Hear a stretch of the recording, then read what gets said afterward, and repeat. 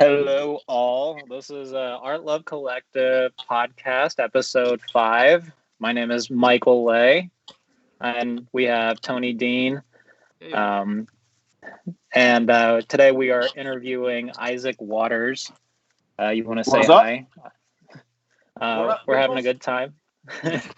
We're having a good time, in different parts of Ohio. We're going to be talking about like biculturalism and like being biracial and that kind of stuff. It'll be fun. In general, let's see. I'm working on our third zine that's coming up. So we have our February zine our March zine, which is our second one that came out. So you should look for it at the shop, and we'll have it available online. And Tony and I are working on making products more available for purchase online. So keep out for that, or watch out for that. And we're going to keep updating blogs, and we're going to keep these podcast episodes going as regularly as we can. But let's get right into it. So Isaac, why don't you? So I'll do a quick introduction of him. So Isaac and I met when, let's see, in junior high, basically. Like, I think we were in 7th grade in Japanese school, right? Yeah, I want to say like Shuichi. 98, 99. Yeah, Chu Ni and Chu Sang. Yeah. Okay, we only went to school there 2 years. It seems like it was longer. I guess it was freshman and sophomore year of high school. Yeah. Okay, yeah. So I was going to this Japanese school since first grade, basically. So I was born in Japan, and this is something Isaac and I both come from Japanese mothers and American, like, Caucasian fathers, and we went to like various Japanese schools, like up until like our 8th year at Japanese school, which is a Saturday school that we both attended. Like, Isaac lived in Michigan.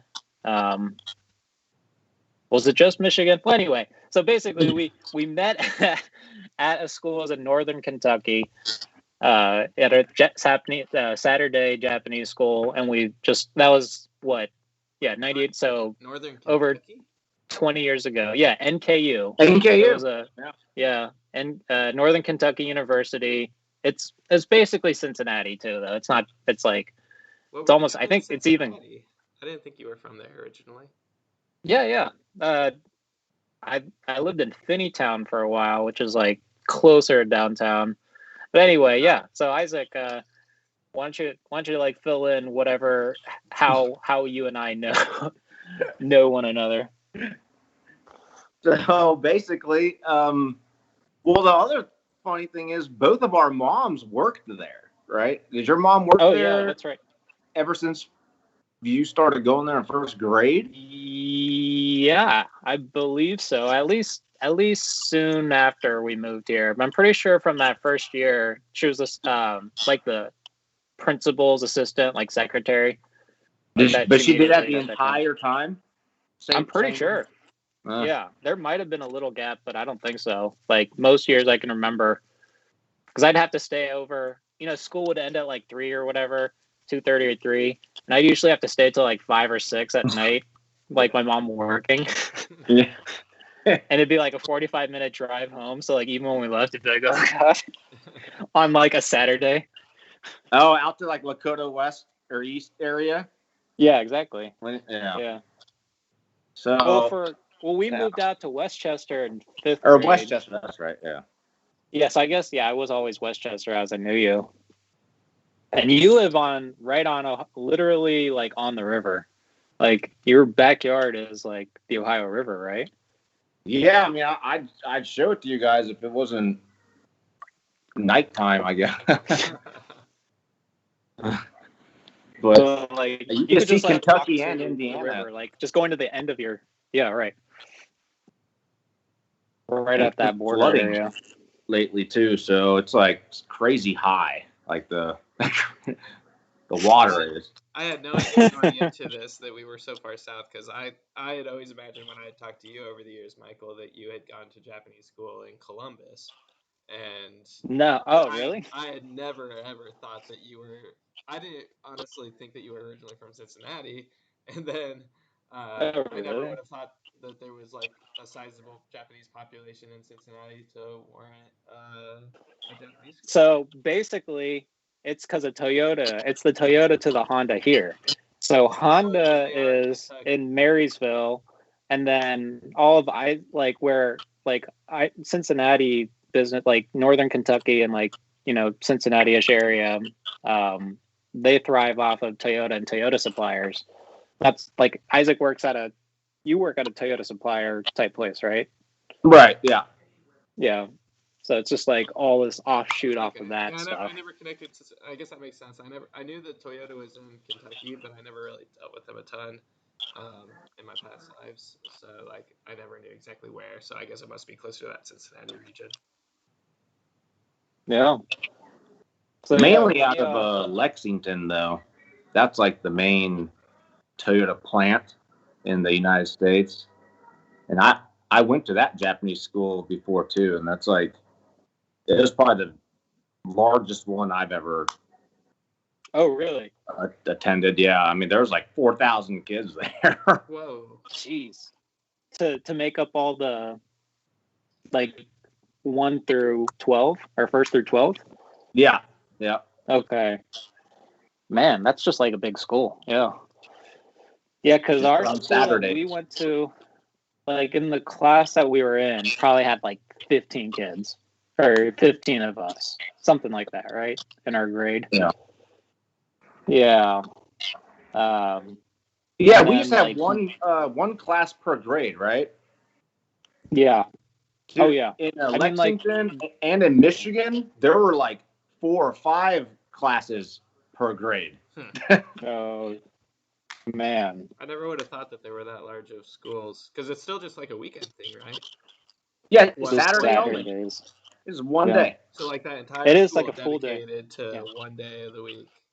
Yeah, they just rent out a local college, basically. So they don't like have their own dedicated spot. At No. least NKU. I mean, was Lexington was at a college too? Yeah, all of them Okay. were Okay. I always already thought that the one in Columbus was like its own spot. I didn't think Columbus is that one I know because I visited a few times. Is done in between at a middle school and an elementary school, on like kind of near Polaris area, like Hard Road and Sawmill-ish. But so they rent out like buildings that are actually like suited to the right grades. So like you'll take an elementary school class, like a Japanese school 3rd grade class or whatever, but it'll be in like a 3rd grade American setting. So you have like the alphabet like on the walls as you're like studying Kokugo. Gotcha. But yeah, we always were at NKU. So like our Saturdays, we always had those like desks where like the desk is part of the chair, or you know what I mean? Yeah. Like the mini ones that college students you use like to, flip it up to like get out. Oh, I thought you said to review all the gum like blobs on there. Oh, gross. Yeah, well, I mean that too, but And then a bunch of graffiti. Like, yeah. Yeah.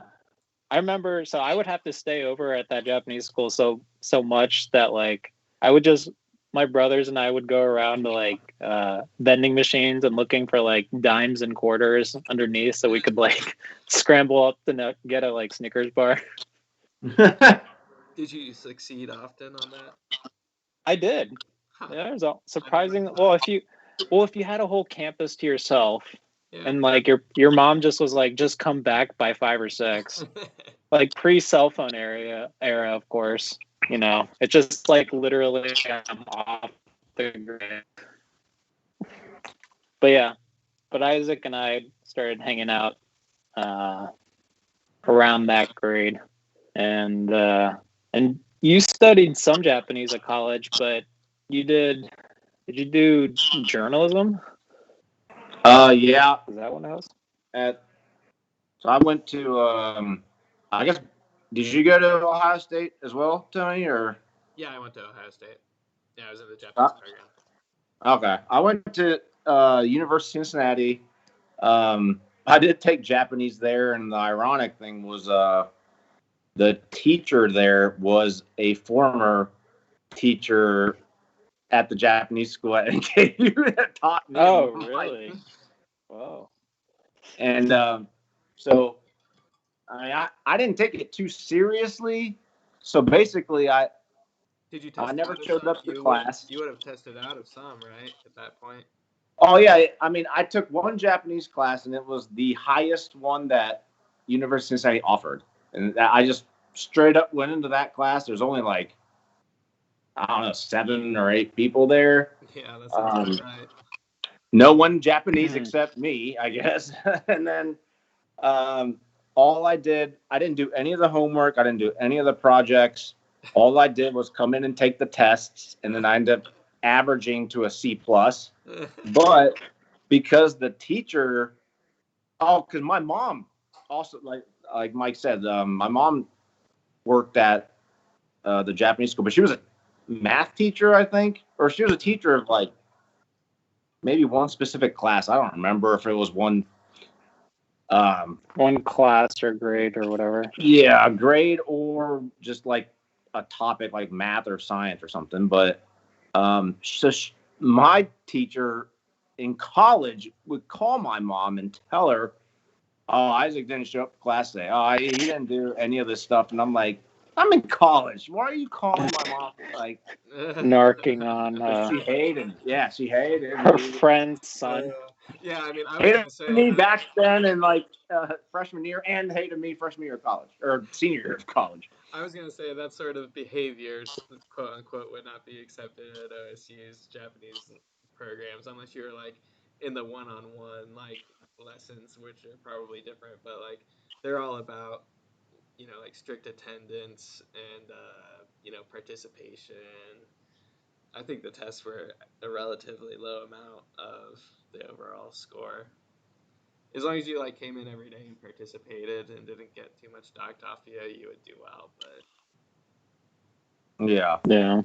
what, out of curiosity, in Cincinnati, what did they use to study? Was it Genji or JSL or some other type of textbook, or do you remember? Yokoso. I think there was a textbook, but see, I didn't even buy it.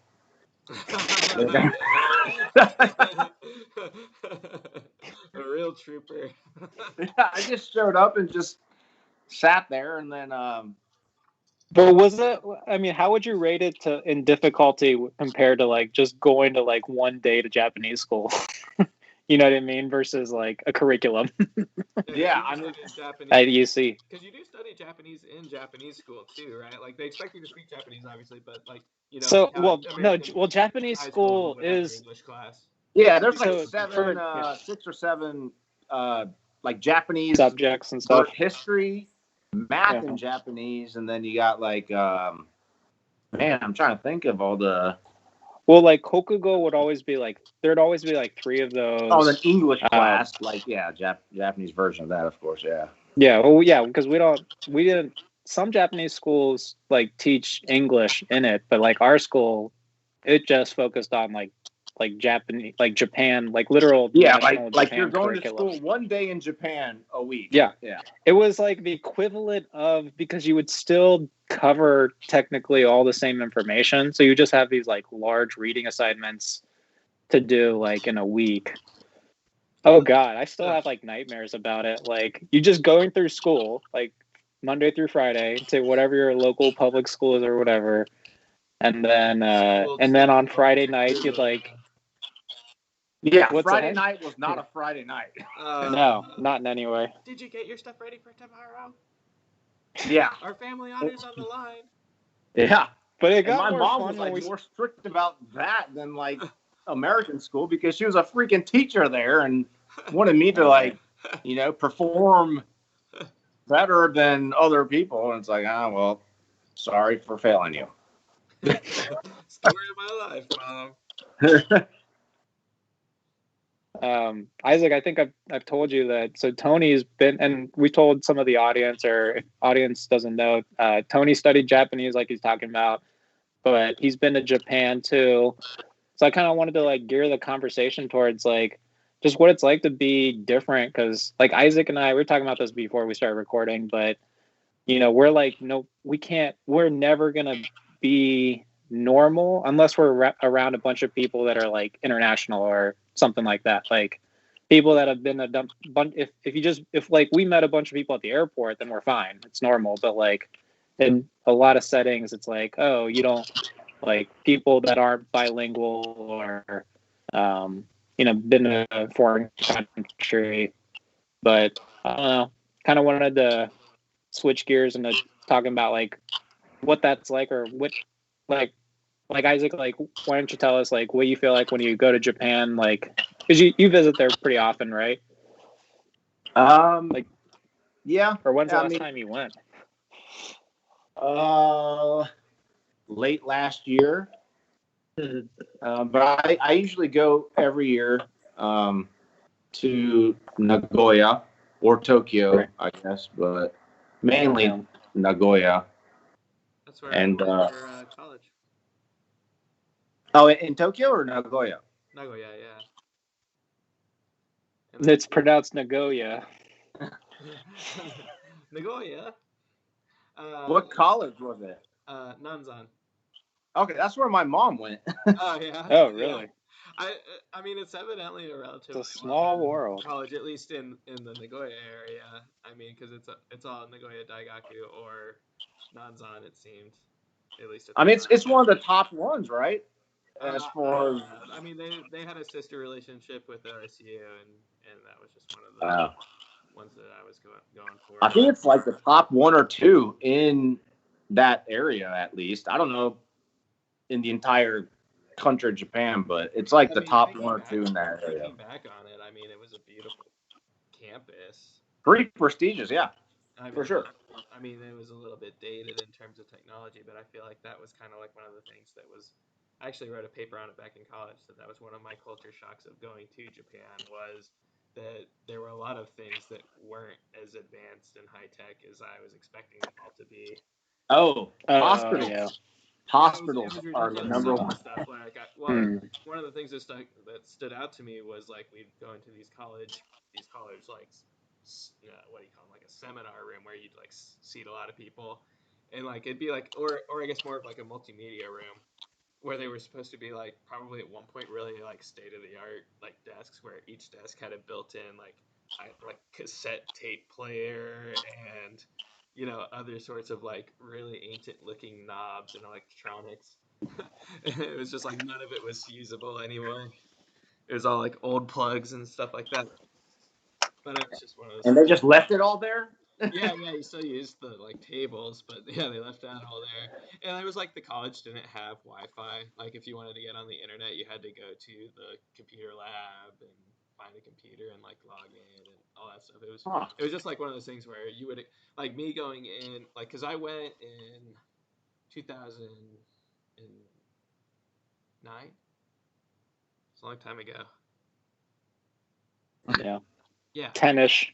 Yeah. 10 plus and years ago. At that point, my expectation kind of, especially of like a city the size of Nagoya, was basically like everywhere you go, there's going to be some Wi-Fi somewhere. And it's certainly a college campus, And by that point, like you had grown up like with like anime, you'd seen all this, like that's the thing is like you see video games and like anime and stuff. Yeah. Well, because you all the media you see from Japan. Toilet technology had taken off. It was like you were in an alternate dimension where they really focused on toilet technology. But to be fair, there's certain parts of Japan, like for example, if you guys have ever been to Chiba, one thing that one of Kathleen's, my wife's like first encounters in Japan, like we went to this part Chiba, which is like that's where like Disneyland is, or Disney Sea at least. Yeah, but we got off the Iki, the terminal, like the train station, and like soon afterwards we see a parking garage that's like has its own like gears, and like it was like a large vending machine of cars, and it's like that was like one of her first things that she saw in Japan. So like to be fair, like there are certain parts from where you go and you're like, holy shit, where are we? Like when are we? Yeah, there are for sure. It's like so futuristic, like it's like mind boggling. But then like some parts, it's like, yeah, our toilet is like in the ground. I'm sorry. Yeah, those parking lots, man, are. I mean, you got two types, right? You got the one that like kind of rotate, and then you can park on top of one another, and then you got the one that you pull in, and it like circles around, and it's like an elevator, and it just like leaves. I know as a not as a tourist, but like as a exchange student during like one of my first walks to my college, I took a picture of this like an idiot, but like it's still kind of funny to look back on the pictures and see it. It was I took a picture of a bike rack in front of an apartment complex that had like that same system where like there were two rows of bikes, so you could like pick up your bike and kind of stack it up above on a second row of racks. I thought that was interesting at the time. Of course, every day I would like throw my bike into a public parking area for bikes where like it was just at the end of the day you just like went back and you hope that you could untangle your bike out of the mess of just a ton of bikes. Yeah. There was not like, it wouldn't really like you could lock your bike, but like why would you even care? Like it just complicates things further seemed to be what everybody thought. you just go back and hope that you can find your bike in the mess. But it was kind of out in the middle of nowhere too. They're good at utilizing their limited space in that entire country. Like they design stuff like that, I guess. Like we still haven't like the apartment that I stayed at. This was like 10 years ago, around 09 or 2010 or something. The place where I stayed had a washer that was also a dryer. Oh yeah, and like it seems so simple. Yeah, it seems so simple, and I don't know how common it is over there, but like, I mean, to the point where like The Simpsons had like a funny episode about like the technology used over there. Over here, you never see that. You would think that it would be a thing that would seem convenient, but over here it's always just like the stacked units. Like it is like the cheapest, like most condensed way to do it. Where in Japan you can get like a really nice high end like dual unit. It's kind of the expectation is to have it on one. And like you heat and cool your rooms instead of your whole house, so like everyone stays warmer or cooler. Oh, really? You would save money though, at least by doing that. I don't know that. Like by the time did you hate it for the AC part or the heating part? Both very much. It was very cold. That was the thing. It would be okay if your family was like the Brady Bunch and was all in the same room and you just all kind of hung out, which I think that is kind of a thing where you might be all in the same like family area or something. But for me and I would think other families, you would eventually get into the thing of like all the kids go to their rooms. Mom and dad are maybe still down in the family room, but you're still like heating like 3 different rooms. I get, with the bigger houses where there's just completely unused rooms all the time. Like, yeah, but we do that same thing here. Like, I shut off the vents and close the doors in unused rooms in my place. But right, I don't know. Their fridges are like mini bars. Right? Like they go to the grocery store like every other day to stock up on food and like stuff to drink. We had a big old fridge. But yeah, oftentimes, like I don't know. Yeah, like places for like sure are just tiny little, mini fridges. Yeah, it is one hell of a country, though. Yeah, I loved I loved it. I didn't love school, but. So okay, as a Caucasian person, fully learning the culture, what was your favorite, like number one thing that stands out in your mind as far as favorite thing about Japan? Or top 5, top 3, whatever. I think I don't know. Like looking back on it, probably my obsessions at the time when I was there, and they've still carried over into my life today, are like toy collecting and things like that. Like I really liked all the nerdy stuff, except for anime, kind of. Like I never really got into anime, but I, was into video games. But then, of course, the figures that I would buy though would be like Dragon Ball. Like those were just some of the classic things that were big in America that got me into, more into Japanese stuff. But um, I mean, like the like the gay, what do you call 'em, like the gay sets, and then like the just like the Like the general, arcade. yeah, the arc, Yeah. yeah, like the arcade, like everything about the arcades was really just a cool atmosphere. Yeah.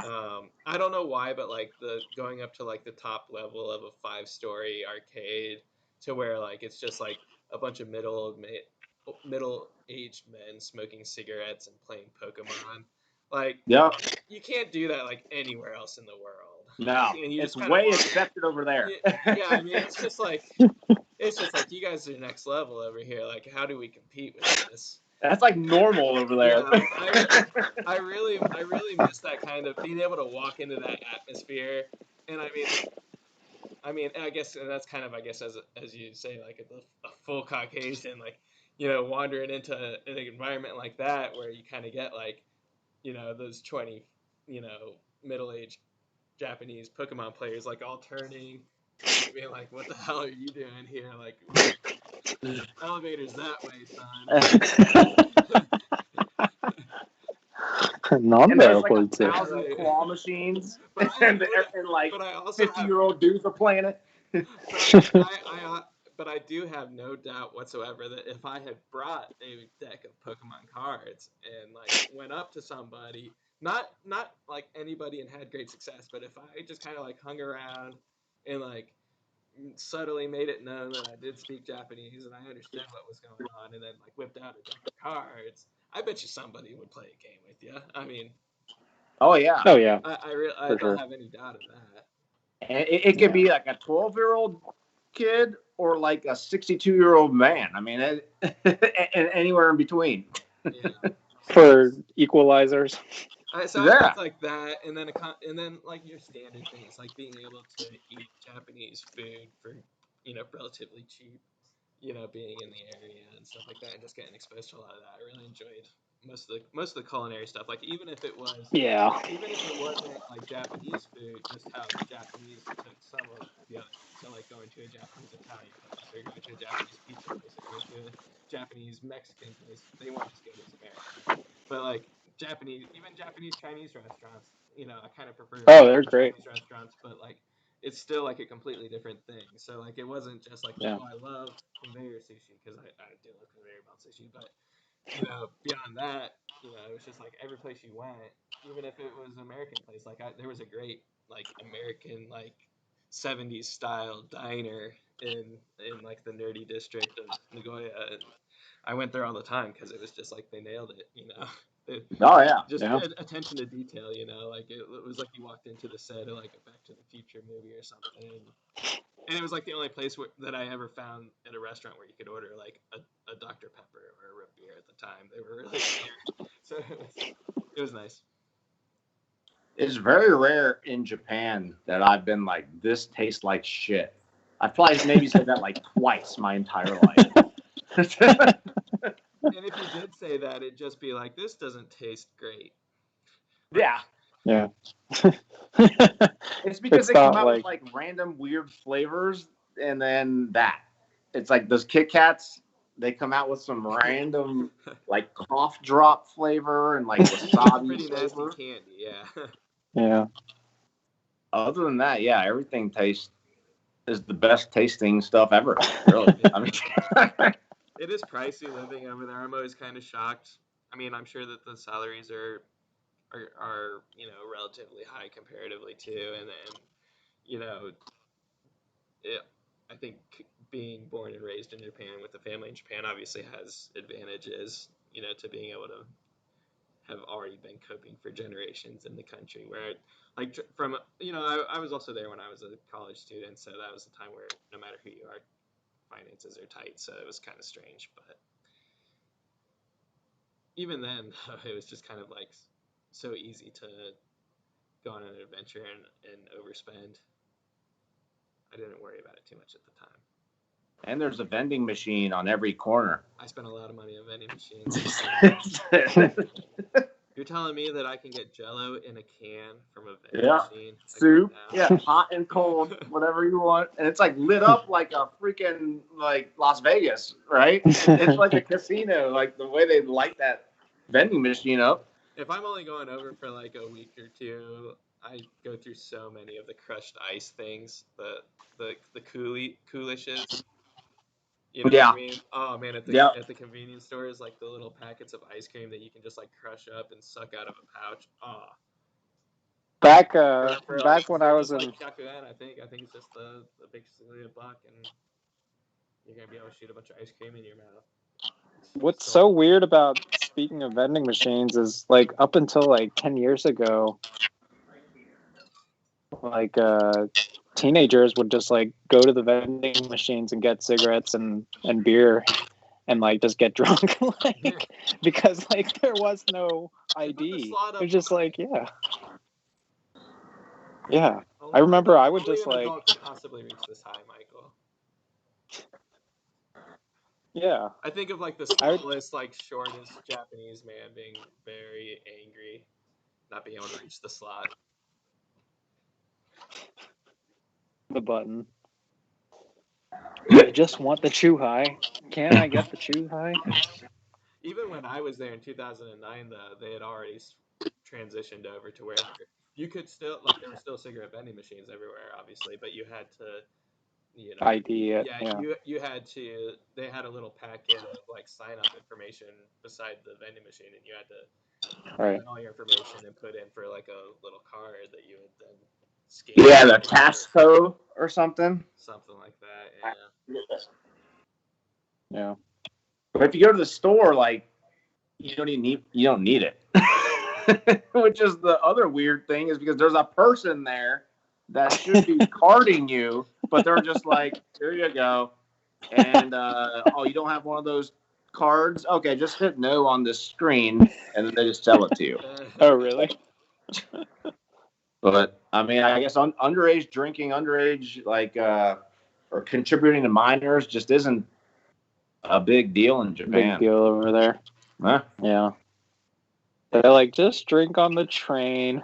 There were a bunch of just be responsible. There's no open container. There's no public intox. I mean, but people don't take advantage of it like they would. They're like, oh, that must be like Las Vegas. No, people are pretty normal. But everyone, about it. Like, they hold on to their cans and. Yeah, being able to walk around like a summer festival with like all the street food and stuff, and just have a cold beer in your hand and just walk around. And no one will say anything. So awesome. No one will say anything. I never once ran into like, and I had a lot of like late trains and stuff like that going out to the middle of nowhere. I never was like, oh dude, that dude's just wasted and throwing up right beside me. Like I know I've heard of stories like that, but I never experienced anything that was just like crazy. I think the worst thing that I experienced on the train that's similar to that would be, there had been times where I was because like the study abroad students would be out together, and there were times where like I was out with a girl or something like that on the train, and if it was a foreign girl, man, at the time at least, being a foreign girl in Japan, it had to have been a little bit rough, because it was just like, depending on the person, you could get some real people that were just like the heavier person. Like, it's like, dude, like, yeah, we get the picture. You like what you see, but like, wow, can we tone it down a little? Like, there were a couple of uncomfortable situations like that. Nothing like, the standard like touchy feely on a crowded train. But I'm sure that would have been an issue for them. I mean, I obviously never experienced it, unfortunately. But, like, I'm sure for them it couldn't have been. They have the women only trains.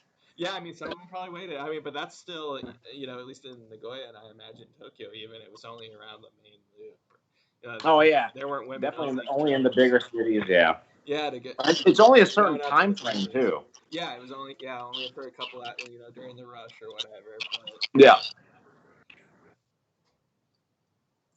I do miss the train. Yeah. I say that often. I like this. I like just, well, of course, when I had like, what do you call it, the takey that, for going from your house, your home station to the college station, when they knew that you were a commuter, you had that just a reusable pass that just went through any. So as long as I was on like the main, if I was like on the route between my house and the college, I could go anywhere I wanted unlimited for the year. So that was nice. I can't remember where I was going with that, but I really. Oh yeah, getting on the train even in the morning. Like in the morning, it was a little rough because it was so crowded. Like you couldn't sit down, but like on the way home, like I had like an hour and a half commute both ways, so it was like sit down and get homework done or listen to music or.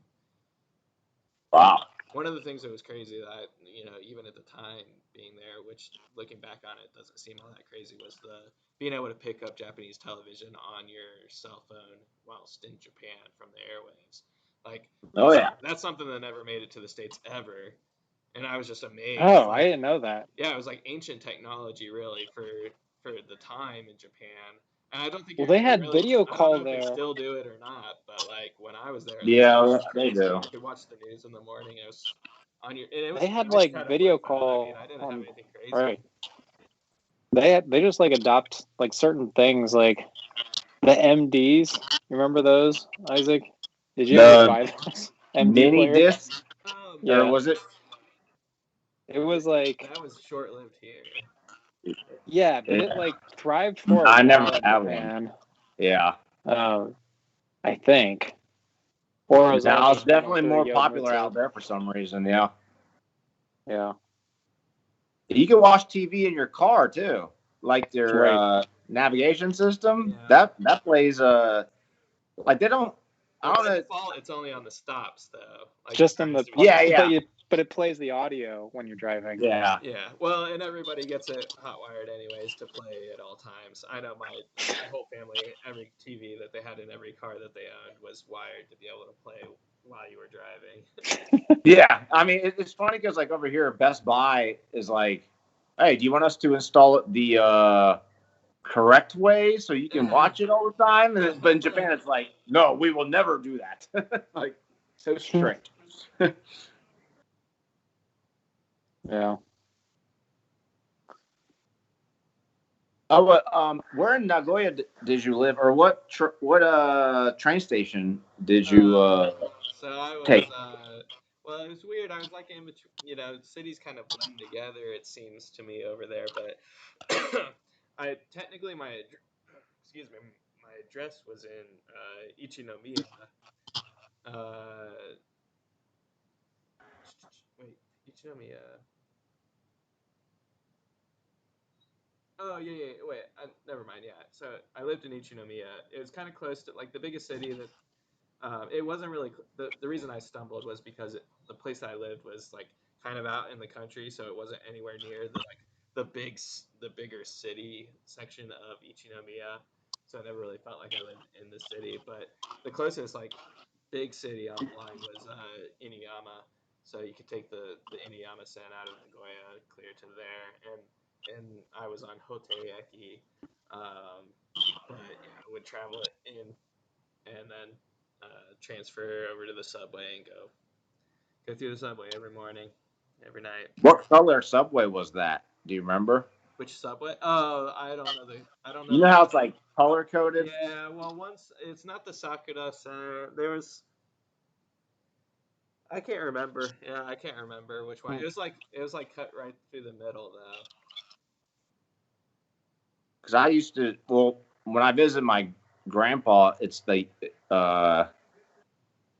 Yama Higashiyama-sen. It's the Yeah, yellow that sounds. line.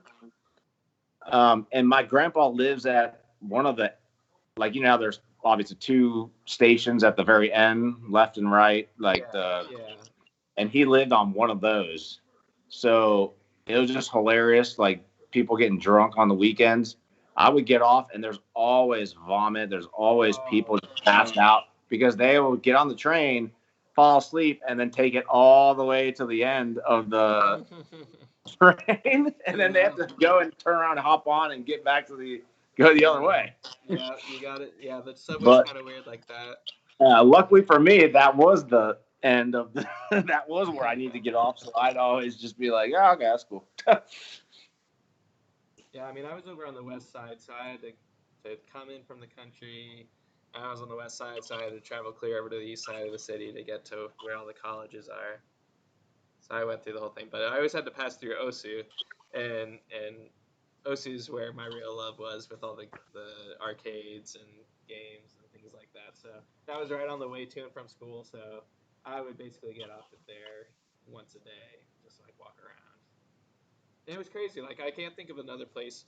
Like even if I commute, like I can't think of another place in America where I've ever like daily wanted to like go out and just walk around, like knowing that I would find another little shop somewhere that I hadn't seen before or whatever. Because there were just so many alleys, so many little streets that you could forget. You could even find something that you liked, and then you completely forget which shop it was, and it's like they all moved. Like it was just I've never been to I've never I've never experienced that over here where it's just something that you like would go and do.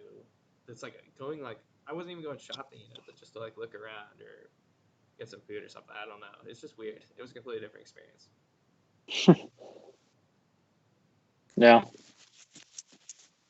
I do like fantasize about living there sometimes. There's like a magical feel to it. Where Like in Tokyo or well, you were born in what, Fukuoka? Yeah. You gonna move? You want to live there or a different city? I don't know. Just kind of like the idea of living in just some area and like you get used to like the coffee shop or like a bar or something like or your local ramen place. Like you just start finding like these few local spots and like if you know a few people, just like having a life and stuff. That is like a really different style than here.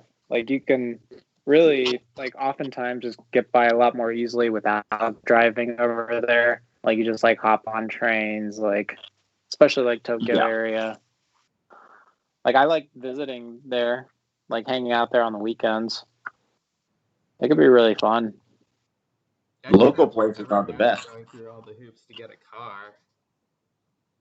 Oh. Yeah, that's the thing is like a car is annoying because how much you have to pay for like maintenance stuff every year. Yeah, annual fees are crazy alone, but they're like so cheap to just buy.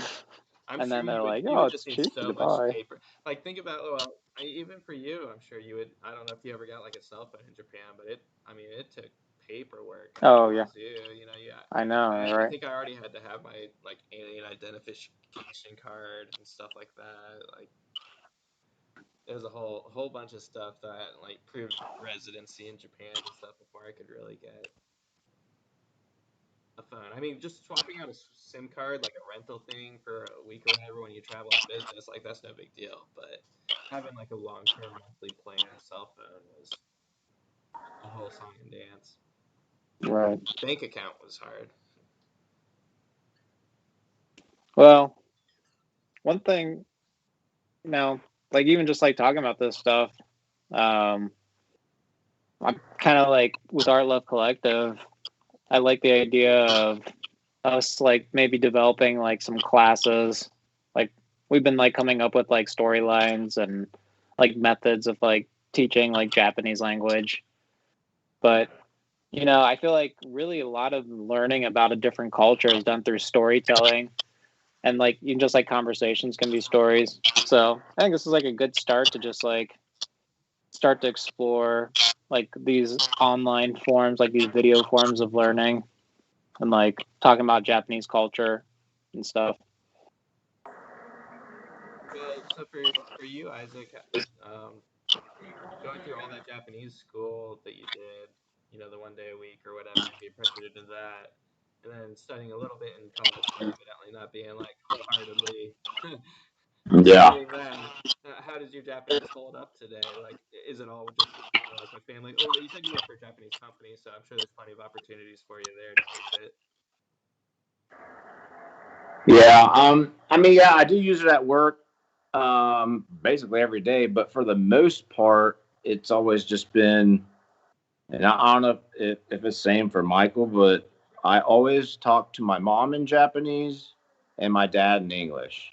So if the three of us are in a room, and I'm an only child, like I don't have any brothers or sisters, but um, if the three of us are in a room, that's how it is. Like, so my parents communicate where my mom will say something to my dad in Japanese and my dad responds in English. But the weird thing is when my parents communicate on the phone, it's always in English. But not when I'm not there, basically. Huh. So, well, and Michael's the same way, right? I don't know about with your dad, but it seems like you mostly. No, my parents We're like speaking exclusively Japanese. speak in Japanese to each other. Oh, really? They don't using. My dad doesn't like using English with my mom. No. But didn't you say Yeah. it's different with your brother? I feel like it would be the same for me if my wife spoke Japanese. I guess maybe I don't know. If we had been in It's Japan and stuff like that, like they have. language is a weird thing because like, what's that, Isaac? Oh, I said, isn't it? But didn't you say you speak like Japanese to one brother and English more Oh to the yeah, other brother? George and I like so I have two brothers, and one of them we did do a few years where like we just spoke Japanese. It was kind of weird. We just like switched. Like we decided we both wanted to get better. We started using Japanese for a while, and then we switched back to English. But he's married. The one that brother, he's married to a half Japanese girl, and they switch. So they both grew up speaking both, and they both in their daily conversations like switch in every sentence. It's like dizzying hanging out with these two half Japanese people that married each other. It's just like, oh my god, they're just switching between Nihongo and English so much. Like, god, like just pick one. Yeah, but do all your brothers talk to, well, you and your two brothers talk to your mom in Japanese and your dad in English all the time? Yeah, Or, I yeah. mean, has it always been like that? Yeah. No, in the like you said, like you speak Japanese to your mom and English to your dad. We're exactly the same. Just the only difference is when my parents speak to each other. Well, you said that your dad like just they both use their own language, like in person, basically. Yeah. And with mine, it's just because my dad loves Japanese. Like because he went to Japan and like he was teaching English there, but he loved Japanese more than my mom loved English. And so I think he likes that he can like continue practicing like with his wife, like in his older age and stuff. That's interesting though, because that's why my dad, or how did your dad meet your mom then in Japan? Was she also teaching? He was her teacher. Like, it was an adult class. Yeah. This is back in the day. Oh, fraternizing going on there. Yeah. Right. No, I mean, like, she was older, though. I mean, she is older. She's, like, 2 years older.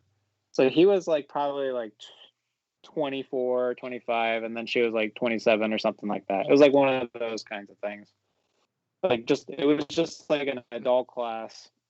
Very adult. And you guys, and just, like, yeah, you're right. Very just, adult. like, setting up, like, sex ed. Why don't we talk about Isaac's or something instead? Yeah, but why'd your dad go to Japan, like to begin with?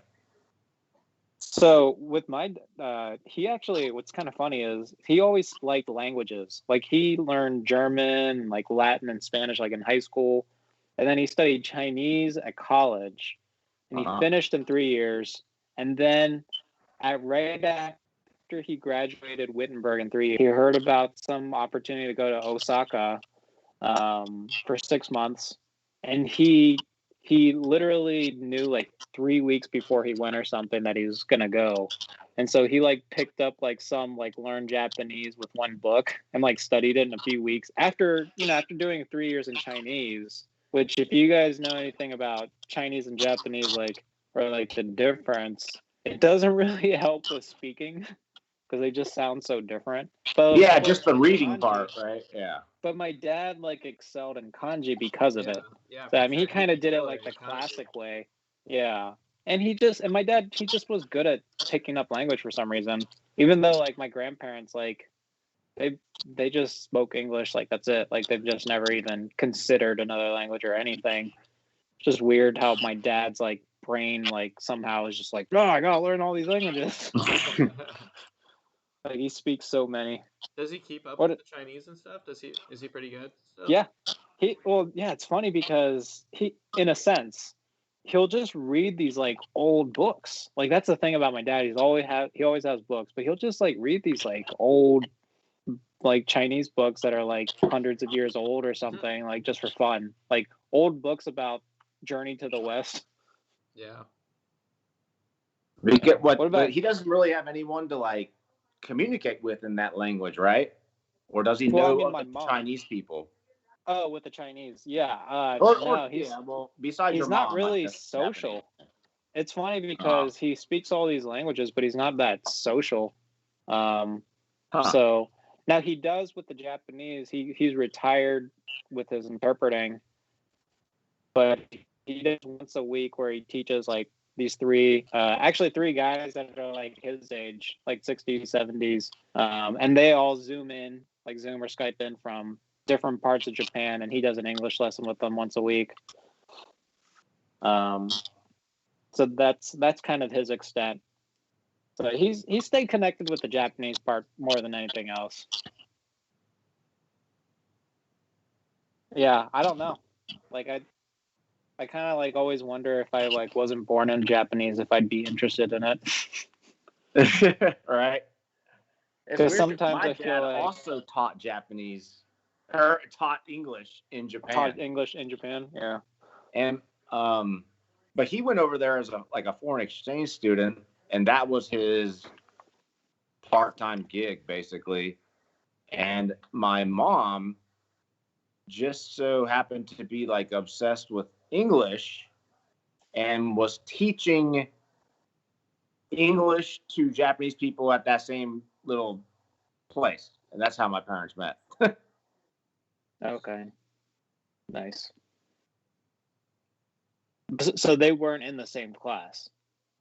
No, they're both teachers. They're both right. Okay. Now, yeah, your dad is like, but your mom still teaches, but your dad went into business or something, right? Like he's kind of like a well-traveled businessman. Yeah, after that, I mean, he was only in Japan for like a year or two, with like a foreign exchange program, and then came back to the United States, but kept in touch with my mom, and then he eventually moved back to Japan to look for a job, and he ended up landing a job at Toyota. And okay, he was like the first non-Japanese person to be hired in Toyota as a Japanese person. Yeah, I was gonna say like no, that's a legit probably thing of like it'd be one thing if it was like a transfer person from the States to, you know, go over there and learn something or whatever, but for them to actually hire somebody Japan side, yeah, that's foreign. It's probably a big deal. Yeah. No, yeah. Isaac, especially like, back in like the early '80s, like oh yeah, Japanese, you know, they didn't really like American people. What did he hire? What did they hire him as? Like a quote unquote like engineer. Huh. But the funny thing is, he would tell me how they would have him kind of sit in on some meetings and then act like a person that doesn't. I mean, he's just a straight up white guy. So he was sitting on meetings, and then like the people he's with would leave, and he would just sit there, and then he would he would kind of spy on like if those people were like talking shit, because he would understand, you know. Yeah. But and like the Japanese guys would probably just be like, oh, let's just assume this guy has no idea what we're saying. Yeah, exactly. Like, like there's no way he would understand. Like this is 1988, and yeah. What's it? I wanted to.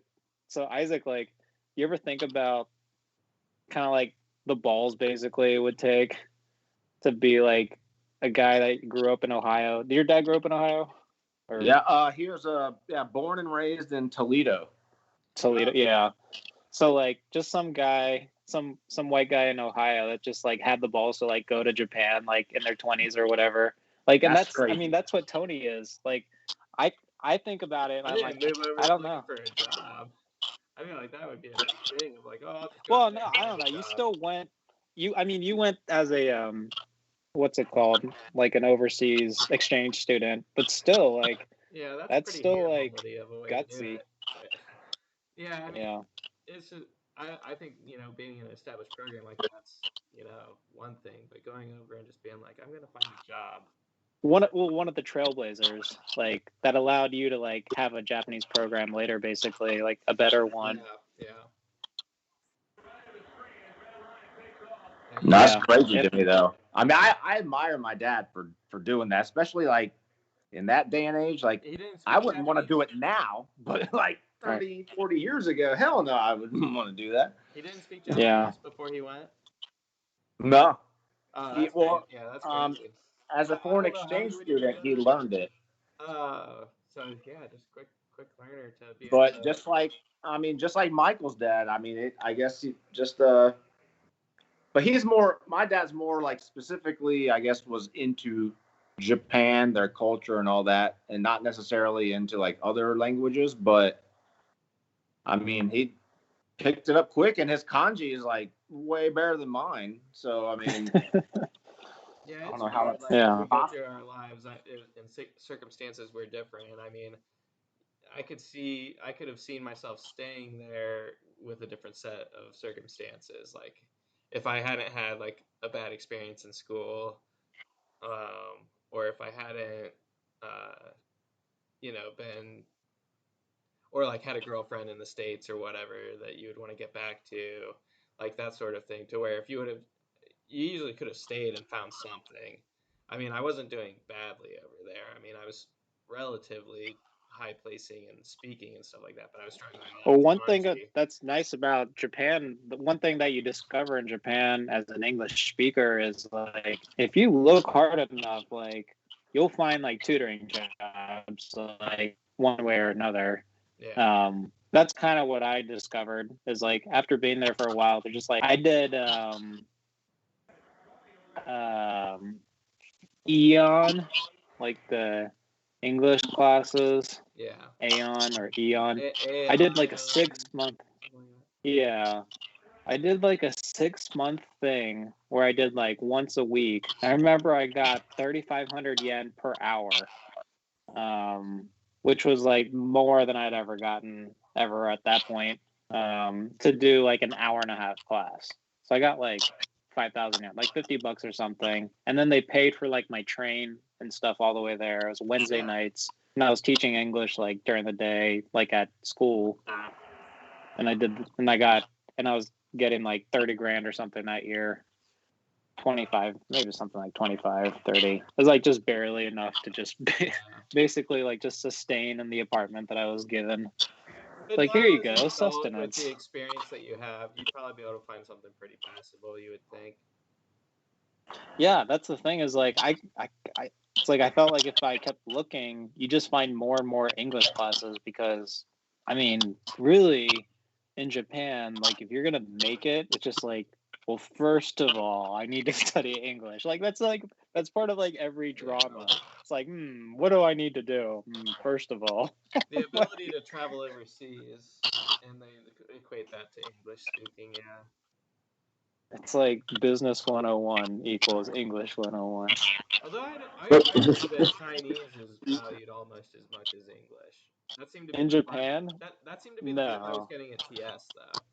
Like I think that speaking English is a thing. Oh, I think on a certain high end. Yeah, like That's if I you're mean in that's like whether you're a manufacturing, scholar or business, yeah, for I sure. think that in manufacturing and high levels of like an international business, like the ability to speak Chinese is almost. I mean, there were definitely more people that could speak English and Japanese than Chinese and Japanese, and the few people Right. that could speak Chinese and Japanese would inevitably end up fairly high level. Yeah. No, but I mean just like if you look at the curriculum of like the Japanese middle school and high school and stuff, and like how much they value English, like Yeah. and last stats I've heard, like out of like East Asians, like if you compare like Koreans and Chinese and Japanese and like Vietnamese and stuff, you find that like Japanese, like 1 for 1, has a harder time like learning English.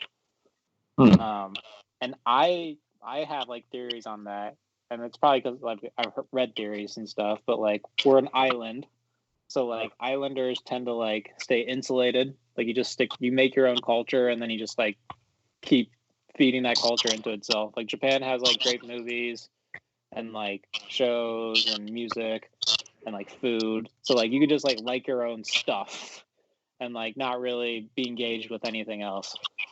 And like I think because Japan's like so great, like in this insulated island or like multi-island thing, yeah, Well, it could be kind of like don't even undersell the island aspect of it, because they're like the only like developed nation that was like isolation until what 1860s. oh yeah, with the Yeah, I Christianity mean and like guns and stuff. Yep. yeah, I mean there were a lot of island nations, but Yeah. only one of them was like, well, not only one, but it seemed like they're notably one of the larger. That would not be colonized. Yeah, that would. That rejected colonization. Yeah. Not even colonization, but even visitation was just kind of like, Oh yeah, you right. can stay on For that a long island time. over there. We'll talk to you over there, but don't cross that bay. Yeah. That's why Japan has a sort of like rigidity to it. Like really sustains its own culture, like its own laws and like their own ways of doing things. It's cool. But I do think that, to your point, they're also accepting of bringing a lot of stuff in because they absorb so much stuff so readily. I mean, I think probably the relative isolation history that they had versus now, they absorb pop culture and create pop culture. They're probably one of the I'm certainly they're one of their biggest exports is culture. I can't. There's few countries that probably that rely on it as much as them, I would imagine. Japan? Yeah. Well, yeah, but also look at our cars and our computers and our phones and stuff. You know what I mean? Like, there's so much Japanese stuff. Yeah, cars obviously. Yeah, electronics. Definitely there's success there. But if you ask anybody, I feel like if you ask well, maybe not anybody, you'll get different answers from different generations. But I feel like the vast majority of young people will say, if you say like, what do you think of anime? And somebody's gonna say video games, anime, things like that. And that's just a huge industry now. Yeah. I think an older generation would say, cars, TVs. Because nowadays, it's not TVs. I mean, there are Sony's and stuff like that. Yeah. But a lot of people would go Korean for stuff like that. In terms of what comes. That's true. Well, Korea in the last 5 years, maybe 10 years, has been blowing up in lots of categories. Cell phones, and cars and stuff. Yeah. You don't think of Japan when you think of a cell phone.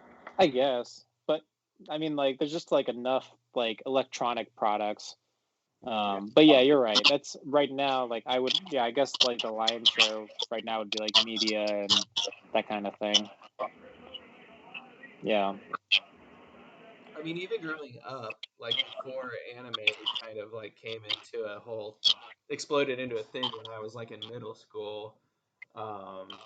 Even before then, I would have said like, even though I would have been wrong, this would have been like the wrongest thing for me to say. I would have said like, oh, Jackie Chan movies and stuff like that. Like, like as a kid growing up, not understanding the difference, I would have certainly equated like karate films and anything like martial arts, like it's karate. Back in the day, yeah, like karate, like the Karate Kid and stuff like that, like martial arts and stuff like that, all would have been. I remember kind of like it all would have like been equated to Japanese stuff. I remember as a kid, like, I mean, maybe the worst case thing I heard was in junior high. I remember this punk kid. He was just like, "Are you a Jap or a Chink?" And I was just like, "Whoa, man! Like, how am I supposed to respond to this bullshit. Like it's just like I'm not gonna get along with you on the first day of 7th grade or 8th grade or whatever it was. There were a couple of, well, I remember rhymes growing up of like little things I'm going through like Japanese, Chinese, different sayings and whatnot, but honestly I can't even remember the whole things. It's funny because we're not confused anymore. Like at least with like Japanese culture. Like, I mean, Isaac, do you remember like back like in the 90s or whatever when we were growing up? Like people didn't always know about Japanese stuff, right? They'd still be like, sushi, isn't that raw fish? And now it's like, oh, you haven't been to Fugu? Like, Yeah. oh, you haven't tried the new wasabi, like, crispy, crunchy roll? It's like, people are, like, telling you about the new Japanese places. Yeah. Shut up.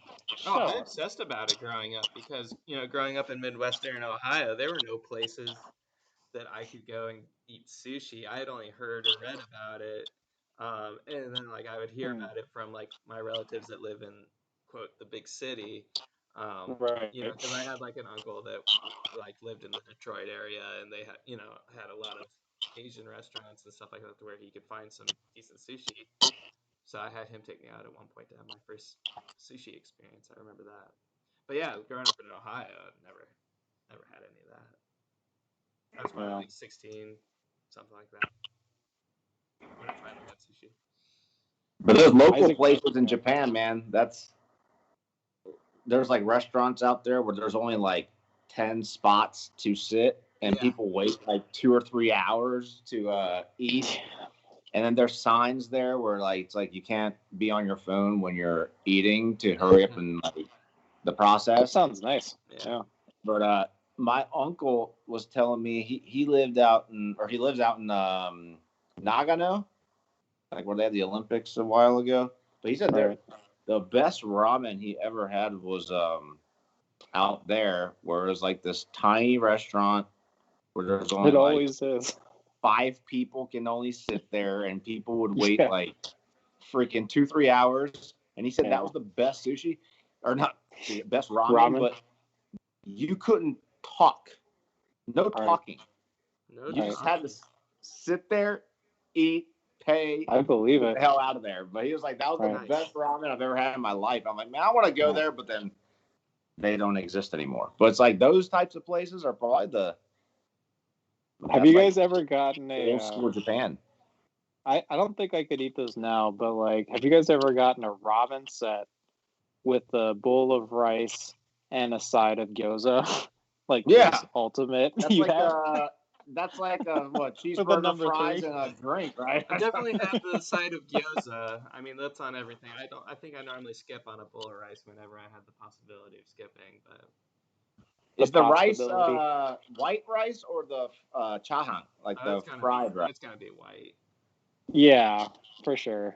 Yeah, just white. I think.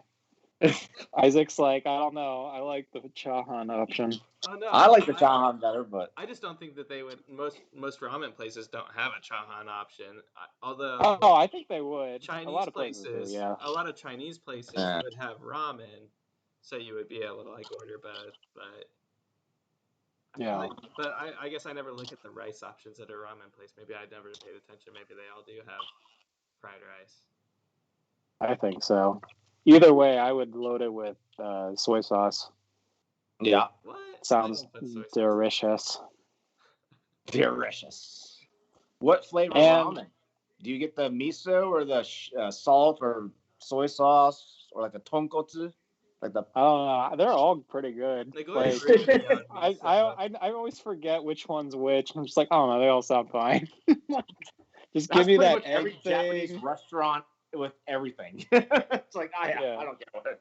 Just make it look pretty and put those like few strips of bacon on it. You know what I mean? Like whatever they do. Nagoya ruined me on miso. I can't do miso. I can do miso, but like there was just so much of it because they were like, no, that's our meibutsu. So like so like everything had like something miso version, and it was just like that's like cheese in Wisconsin. Yeah, I don't need a miso version of this. Me so sick of miso. Like, stop. And no one in Japan got that joke. Yeah, no. They're like, double miso? Okay, Yeah. we can do that. Now, the one surprising thing that I didn't know going in that I would like, that I ended loving and continuing to make occasionally now, would be curry. Like the way that, walking into like a curry house and just like getting a little, because I had to eat so much, I kind of like made a side-handed comment about, white rice, because it would just get so boring. It'd be like, No. how do I do this? And then I'd be like, you know what, curry. Oh man, this is awesome. It's a completely different thing. Yeah. And you'd always be at just like a ramen place. You'd be able to find some place that's a hole in the wall that'll have like, you don't even order it from a person. You just like push a button on a vending machine and it'll spit out a ticket for a number 2, and you hand it to a guy that doesn't want to talk to you, and food comes out the window. Like, I'm just now having, like, I don't know, these great visions of hanging out in a karaoke bar and just give me like 3 of those crispy chickens, a side of that like seaweed salad, with the with the sesame seeds, and just like saying like whatever, one of those melon sodas or whatever. Oh yeah, Fanta. It's nice to fantasize about it now, but I bet you that it's pretty lame over there, just like it's kind of lame over here now in terms of. Well, it might be lame over there, but if you have the right kind of night over there, when you're only over there for a few weeks or a week or something, I'm just I like about, doing COVID. a week visit. I'm talking about like that's if you went true. over there That's today, you wouldn't be able. Yeah, I guess it's so. funny to No. fantasize about what sort of experiences you No. could have in Japan, but yeah, I'd be like, nah, they're probably all. I honestly don't think it'll like any kind of like big, massive like gathering event is ever gonna be like great anymore. Sort of like I don't know. Like It it's is gonna sad be like almost it's watching gonna an old change movie to now, and you see like this huge crowd of people, and you're just like, oh my and you're gosh, like oh that. we Like, would never do that again. well, Like it's or more for a so long like for time me, I'm maybe. just like, longing after it, where it's like, man, remember how like your entire childhood slash adulthood slash until this all changed, like you were able to just like, yeah, I guess we don't want to go down that rabbit hole, but it's just like, yeah, even if you escaped to another country now, like, yeah, you'd be able to get some good sushi somewhere still, but Right. there'd still be restrictions, it seems, based on what some of our Japanese contacts are saying. Did you ever go to a manga kisa? Nah, Yeah. Manga cafe? I never really got into that. I mean, that sounded It's a like cool fun place to work. kind of hang out. Yeah. They usually have good food too. Yeah. Well, that's kind of. I used to use those places as a hotel. I'd always heard about using them as a hotel, and I never heard about. I never equated them to like serving food. I always assumed that was kind of frowned upon. Well, one thing is if you would miss like the midnight train or something, like the last one out, yeah, you could stay there for like a few hundred yen an hour, and it oftentimes be cheaper than staying at a hotel. Yeah. So you just like kind of take a nap there. Yeah. Yeah. And they usually have like ramen noodles and just like basic stuff that you get at like a convenience store, but and then you could just have like internet access and all this manga and you have and video games and TV. Yeah, that was kind of shocking when I did go. I made my one trip to Tokyo. My first trip to Tokyo, I took the midnight bus from Nagoya over there. So overnight it would run and have a million stops, but you'd wake up and you'd be in Tokyo come like 5 a.m. Well, turns out that Tokyo doesn't open like anything until like 9, maybe 8, but mostly 9. And so it was like, so I got there at 5. So yeah, it was like a solid 4 hours of like wandering around Tokyo, like where even like the businessmen aren't there yet, because you like just rolled into the bus station. It's super early, and like the only thing open is convenience stores, and just like you're just like sitting in a subway, like waiting for a breakfast place to open up to maybe eat breakfast. Like I was shocked that like I was in Shinjuku. Like I was in the largest train station in the world, and it was 8 a.m. and it was like nothing. No, like I was like, what the hell's going on? Man. I Yeah. thought it was strange. Like you wouldn't expect from like New York City versus Tokyo in size and whatnot. You would think like city that never sleeps, things are open 24/7, but that did not seem to be the case, with the exception of things like you said, like a manga kisuten maybe, or like a karaoke place or something. Yeah, bars and clubs that Yeah. stay open till like 5 or 6. So you sit there and drink till the first train. Yeah, I was at a bar one. Well, it was like a I don't even know what you would call it. More of like it was a karaoke bar, but it wasn't like a you go into your own room thing. It was like an open stage thing, and with girls and stuff walking around. But there was one guy that was just like straight up passed out at the bar, like just kind of doing his own thing, like napping, but like obvious, just out of his mind, and young impressionable me, I was like taking a selfie of me, and then like I slowly like drifted him into the picture, and then like one of the girls was like, please don't take pictures of drunk people. They take care of drunk people out there. Oh I yeah, mean, they were like, don't they? I mean, obviously, I was the dick in this story, where they were like, don't take pictures of our customers. I was like, you know what? I was being a drunk dick. Yeah, but did you ever go to a club called Cafe ID in Nagoya? no. It's like the biggest club there. It's like 6 or 7 floors, and there's like a different DJ on each floor. But man, I've seen so many people there. They just throw up all over the place, like on the stairs and at the bar, and then people will come and like give them a towel and then like clean it up and then give them water and ask them if they're okay and let them pass out there.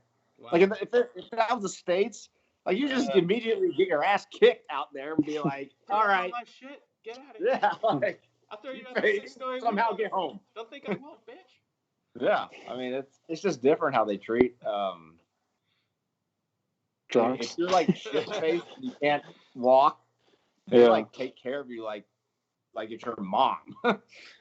Yeah, but then they're definitely strict on the drinking and driving, to the extent like it extends to a lot of cool stuff like that's become bigger now, but like I still think should be bigger here, like the what do they call it, like the chaperone, no, not chaperone, what do they call it, Like rideshare it's type not the thing. ride sharing. It's where somebody will come. It's like a taxi will come with you, but they'll bring a person with them to drop you off. Drive your car. Right. Do they call it chaperone service or something? I can't remember. They have a special term for it. That's not The just the regular taxi thing. It's not just the regular Right. taxi. You got to ask for like that special service. I know what you're But I talking can't about. remember what they call it.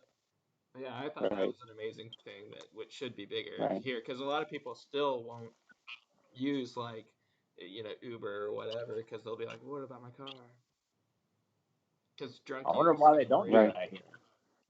I don't know. There's probably Lawsuits liability if they wreck their issues. car. Yeah, I mean, that's the thing, is we're so much more litigious over here. It's like, you wrecked my car, driving my drunk ass home. Yeah, like, that'll fly in America, but in Japan it would just be like, why your drunk ass had a problem, and then somebody, you should be apologizing to that man for trying to drive your drunk ass home. Lawsuits are so much fewer. Like divorce, or like if you're a lawyer in Japan, I feel like you're making nowhere near as much money as you would in the United States. You certainly don't have as many niches to like just like really sink your teeth into. Like, yeah. I would imagine, anyways. Because there's more compliance. You don't hear of like somebody slipping through on the floor and suing the store. Yeah, people don't do that. You don't hear about that. You definitely don't hear about somebody suing their own company, because that's like shooting yourself in the head. I mean, like that, but around here it's just like, can you wait like until that perfect opportunity to where your company messes up so you can just not work anymore? Like, that could, maybe that's a negative outlook on it, but it's still one of those things that does happen sometimes, where you have that bad apple. It's just like waiting to pounce. But yeah, I don't think you hear that as much overseas. Yeah. All right. Well, I think we're at an hour and 20 minutes, Mike. Just FYI. Okay. Yeah. We're able to cover a lot of stuff. But yeah, thanks for coming on, Isaac. No problem. Thanks for having me. Anything else you want to talk about? I guess we didn't really talk about like the whole bicultural experience. Yeah, we kind of just like Well, we talked were- about Japan a lot. We're gonna have to have Yeah. fun again. You facilitate discussion at least. Well, we could get more into that, yeah, another time. Yeah, we'll have to stick But- with like flashcards and be like, nope, you got to stick with the flashcard. Yeah, We're I thinking thought about Mike this was now. gonna keep us in line as far as the topic, and then he just started one topic, and then we just kind of rambled on for an hour and a half about the same. Well, yeah, topic. that was. I mean, that's what a podcaster is. Yeah, that's how it goes. All right. Well, yeah. All right, Whenever you guys want to do it again, I'm down. You want to roll us out, then, Cool. Mike? Sounds good. Thanks for tuning in. Thanks, Isaac Waters for being our, and as Next they time we'll show say, you his whole face. That's for the next time. as they say in Canada, peace out. Peace out.